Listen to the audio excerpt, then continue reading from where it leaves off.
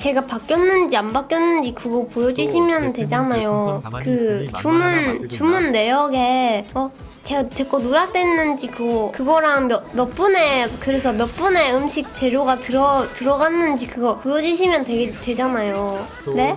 그니까 제가 이거 7시 45분에 주문을 넣어서 60분 이내에 온다 했는데 솔직히 삶은 달걀 하나는 서비스 아 삶은 달걀 저 그 추가로 주문했는데 현실 감사합니다. 해 너무 맛있어요. 맛없긴 아니 맛이 없진 않은데 얘가 만약에 이거 음식을 봤을 때 따끈따끈해. 튀김도 막 따끈따끈해. 순대라 따끈따끈하잖아. 그럼 100%야 이거. 아니 근데 그러면은 그 전 40분 동안은 뭐 하셨어요?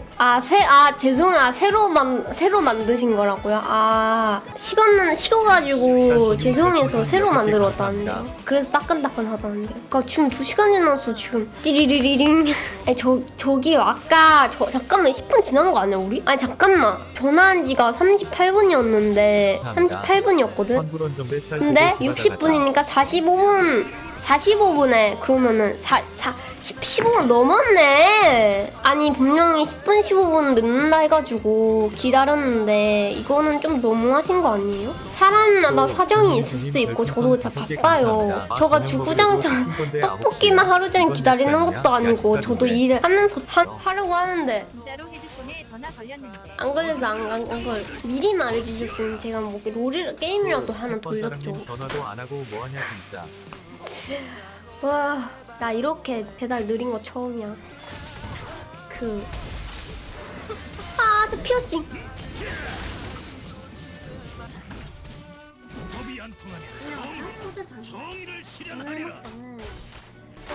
뭐지? 주먹밥 서비스인가?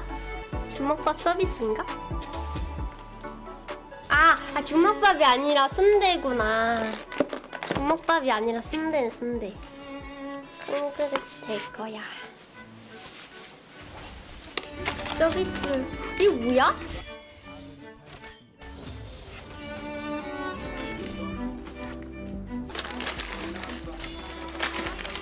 어묵. 이거 어묵튀김. 이거 떡볶이는 뜯어대가지고 뜯고 미럼은 인정이지. 나 옛날에 어떤 사람이 나 손가락 미럼 같다고. 내 손가락 미럼 같다고 그랬어. 옛날에 어떤 사람이.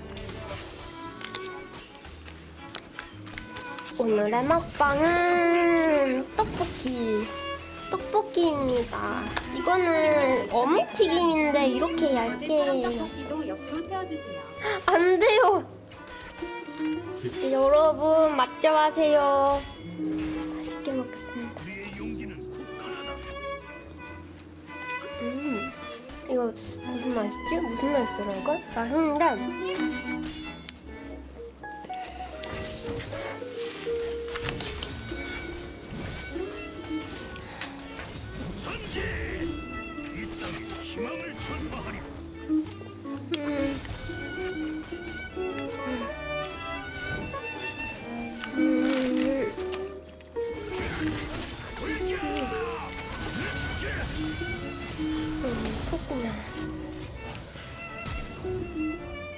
그래서 대장 1시간 반 기다린 보람이 있는 맛이야. 나쁘지 않아요 진짜로. 순대도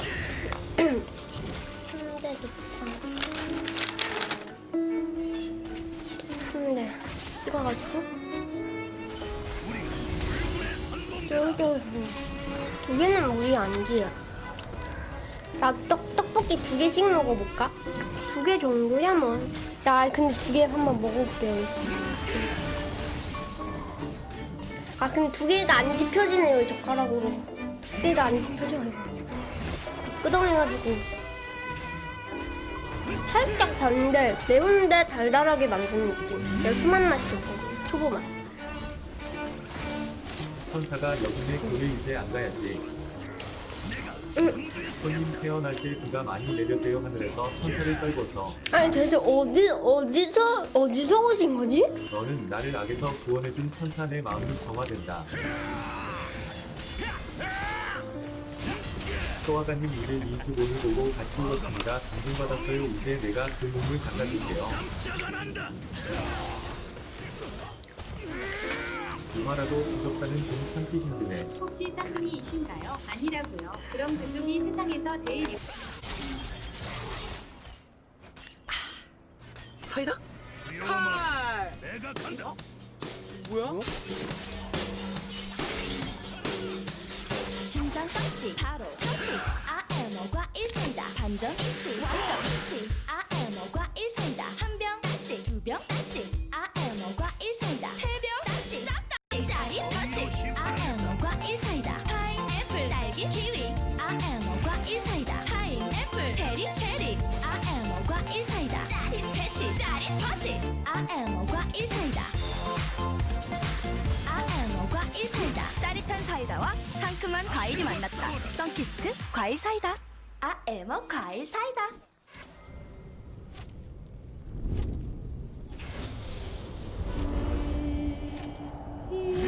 이곳에서 만날 수밖에.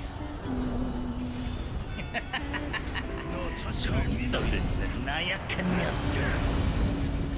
더 이상 웃지 못하게 해주지. 검의 의지를 보여주마.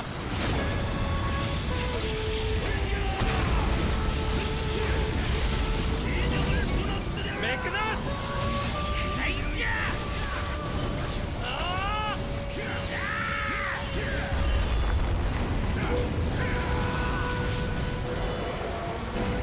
전장에 몰아치는 폭염의 일격.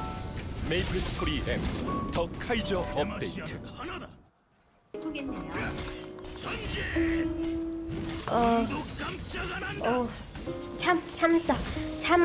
참어. 저희 매니저님들께서 다 캡처하고 계시거든요. 한 무더기로 갑자기 어느 순간 다 사라지면은 그날인 줄 아세요. 수호통훈이님 별풍선 5개 배부르려고 한다. 대장 근데 어디 담장 뒤에서 매달려서 먹는 거 같은데 안 힘들어. 저 괜찮아. 저 진짜 괜찮아. 저는 안 불편한데 붓는데 혹시 불편해요? 수한테 다 있었네.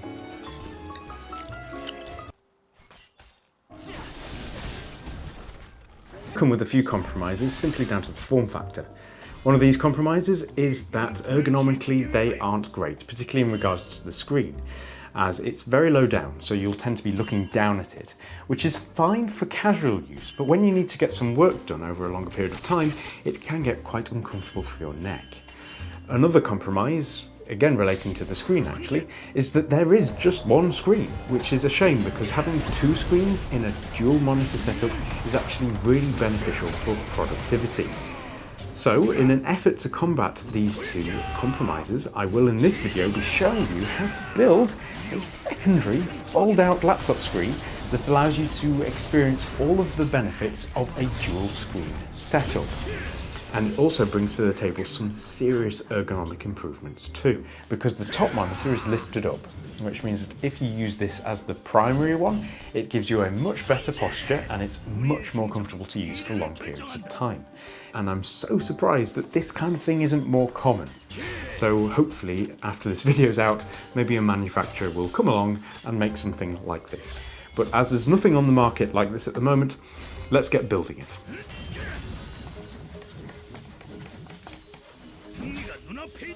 This video is sponsored by NordVPN, the best way to secure your internet connection from snooping and insecure Wi-Fi.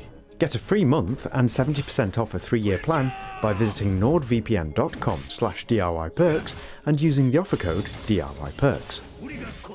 So the first thing we'll need for this project is a small LCD screen panel. These can be salvaged from old or dead laptops or bought directly from eBay as a spare part. While it is cheaper salvaging one from an old laptop, buying one from eBay gives you more options in size, resolution and colour fidelity. For example, after some hunting around, I found one that is both Full HD and also IPS, meaning it's got great colours and viewing angles. As panels like this use a tiny interface link, they need a separate driver board to translate an input signal into something that they understand. These again can be bought from eBay, but when purchasing one, make sure that it's specifically designed for your LCD panel, otherwise it might not work properly. To do this, compare the model number of your display and make sure that it matches what the control board is designed for. If you want to avoid this matching process, I've included a link in the description to the exact same display that I'm using, which includes the interface board as well, allowing you to get it up and running straight away. With the display now sorted, we can continue with the build and begin working on the backing support and hinge system. For this, we'll need 2 thin sheets of aluminium that match the screen's width but have a tiny bit of extra space near the bottom.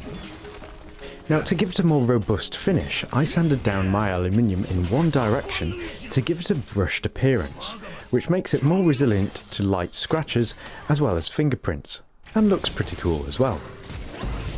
Now, the point at which this aluminium will later hinge is of course the top of the laptop, but it needs to fold down in such a way that it will leave a gap for the display board and battery system. For this, I've designed a set of little 3D printable hinges, which, after being printed off, can be screwed together to give us the hinge action that we need. If you don't have access to a 3D printer, it's always possible to make something similar out of wood or PVC sheeting if you take your time with a coping saw. So, to attach these to the aluminium, we'll need to drill a few holes, which need to be countersunk on one side so that the display can later fit over the screws without them being in the way. Once done, it should be looking something like this, and it's time to fix the display to it. Before doing this though, a slot needs to be cut for the display cable to go through, and using a rotary tool to make it is pretty straightforward. To hold the display in place for now, we can just use some double-sided tape, though this will be made more secure in the next step. As you can see, the display is extremely thin, but its border isn't particularly pretty. To neaten it up, one method would be to use vinyl wrap. This is what I used on a previous similar project, and it works well and keeps the display secure as well as keeping it nice and thin. I am trying to avoid vinyl wrap this time though, so instead I used the 3D printer to make a set of clip-on bezels. These work nicely, but being 3D printed they look pretty rough, so in an effort to combat this I sanded them down to take away a lot of the ridging and decided to finish them off by giving them an acetone vapor bath, as I had printed them with ABS filament. This method is used to give 3D prints a smooth, glossy look, and I have an entire video about how to do it, but unfortunately I wasn't really paying attention and left them for too long, and they just melted into a bendy mess. It didn't actually make them look particularly glossy either, so realising that this wasn't going to work, I reprinted them with PLA filament this time, and again sanded them smooth. I then cleaned off any particles and grease with white spirit, and then gave them a spray with some plastic primer. I then followed this up with some gloss black, and used some epoxy to secure them to the border of the screen when clipped in place. The next step of the build is to make the other part of the hinged system to house the driver board and battery. This is fairly self-explanatory. Just add some PCB pillars to the back of the board and mount it to a suitable location on the other piece of aluminium, again using countersunk screws. As this board requires 12 volts of power in order to work, we need some kind of battery system, which turns out to be quite straightforward thanks to a neat little power board I've discovered that'll be useful for many projects beyond this one.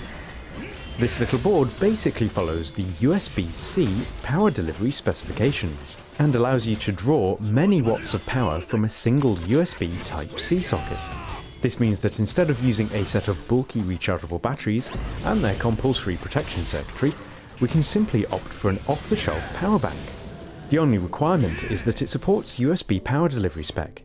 Just plug the power board into it and use its built-in button to cycle through the power bank's supported output voltages. Mine supports 5 volts, 9 volts and 12 volts, and you can find a link to it in the description. We'll leave it set to 12 volts for now, as that's what the display board expects, after which it can be glued to the edge of the display board to hold it in place. Its voltage output can then be soldered to the display board's voltage input. For mounting the battery, I wrapped it in food wrap and then used Sugrue to mould a set of rubberized clips that allow the battery to be easily removed when needed for other activities. With that done, this aluminium sheet can now be screwed to the hinges, and then the screen cable plugged in. I tucked it underneath the board to make it neater. The final touch is to add a cover of some kind over the driver board, in my case a 3D printed one, and that's the build completed. Now it's just a case of attaching it to the laptop using Velcro, as this allows it to be removed easily and doesn't damage the laptop. As you can see, it's not at all thin, but this is of course a DIY project, so it's not too unusual. It's still portable enough to slide into a padded bag easily, allowing you to take it around on the go. As my laptop has a particularly loose hinge and it has no limit on it so it folds flat, it can't support the screen by itself, so I added a little fold-out kickstand to make it nice and secure. To get it going, all that's needed is for you to plug it first into the battery bank, after which the display enters standby mode.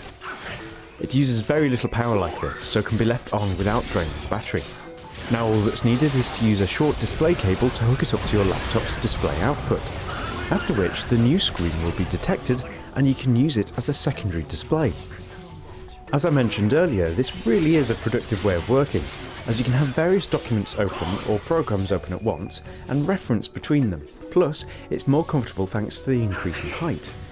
Now it's worth noting that you don't actually have to use a battery bank at all if your laptop has a USB Type-C socket, as you could power it directly from the laptop instead if you don't mind a slight reduction in battery life. Speaking of battery life, it is extremely power efficient, as I was able to get a whopping 15 hours out of the battery bank that I was using, which is not bad at all and means that I only have to charge it once in every blue moon. Other use cases are that you can fold it backwards and set it to mirror mode, which allows you to share your screen with somebody across a desk, which I can see as something that would be useful in quite a few situations. It also means that you don't strictly have to use it with the laptop at all. You can plug in any number of devices, including TV sticks, allowing you to have a very decent portable media watching setup if you hook up something like a